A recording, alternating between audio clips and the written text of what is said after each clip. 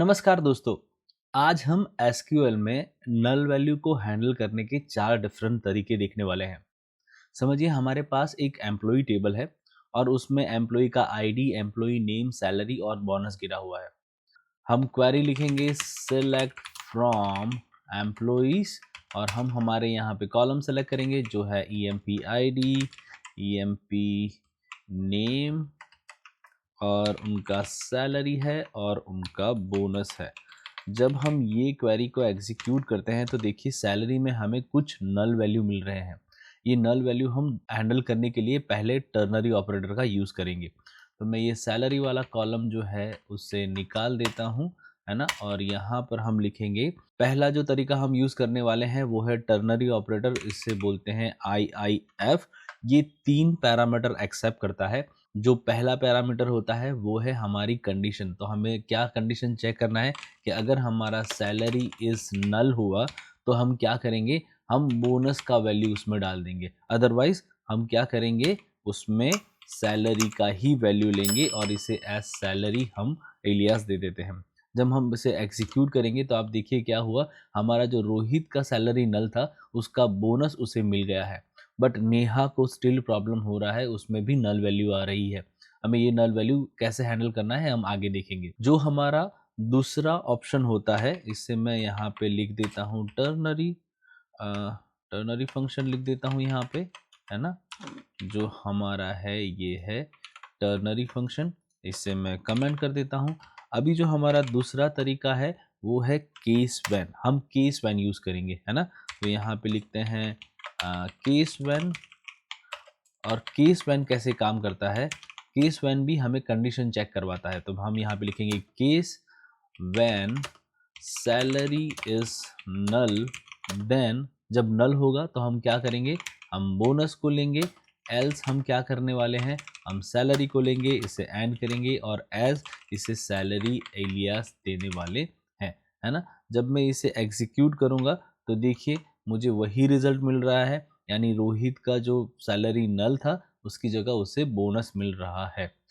जो हमारा तीसरा तरीका है वो है इज नल है। इज नल फंक्शन हम यूज़ करते हैं, उसमें हम 2 पैरामीटर पास करते हैं।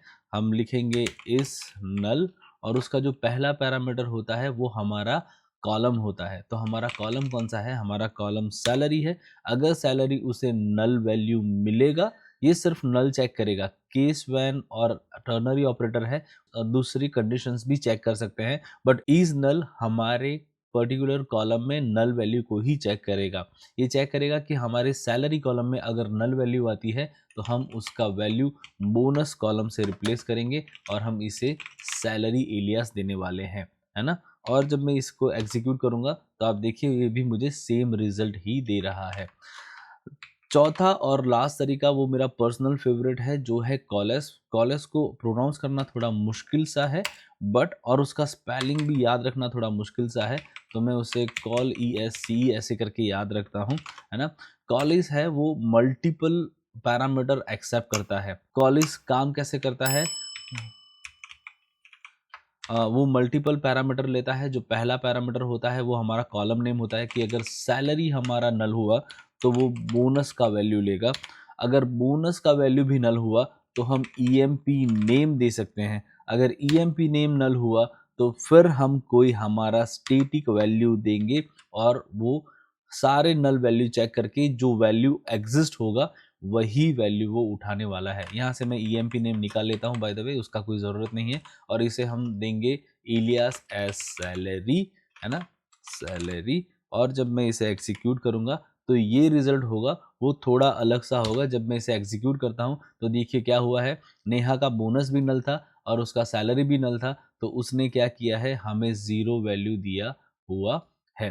टर्नरी ऑपरेटर और केस व्हेन का यूज आप सिर्फ नल वैल्यू चेक करने के लिए नहीं कर सकते, आप उसमें मल्टीपल कंडीशन डाल सकते हैं। टर्नरी ऑपरेटर है वो आपको एक कंडीशन चेक करने का प्रोविजन देता है, बट केस व्हेन है वो उसमें आप मल्टीपल केस व्हेन लूप लगा के मल्टीपल कंडीशन चेक कर सकते हो। वैसे ही हम नल चेक करने के लिए इज नल और कॉलिस का ज़्यादातर यूज़ करते हैं। इज नल है वो एसक्यूएल सर्वर स्पेसिफिक है और कॉलिस है वो एनसी स्टैंडर्ड स्पेसिफिक है। तो मैं रेकमेंड करूंगा आप नल चेक करने के लिए कॉलिस का यूज करें। ऐसे ही इंटरेस्टिंग टॉपिक के साथ हम मिलते हैं हमारे नेक्स्ट वीडियो में। तब तक थैंक यू वेरी मच।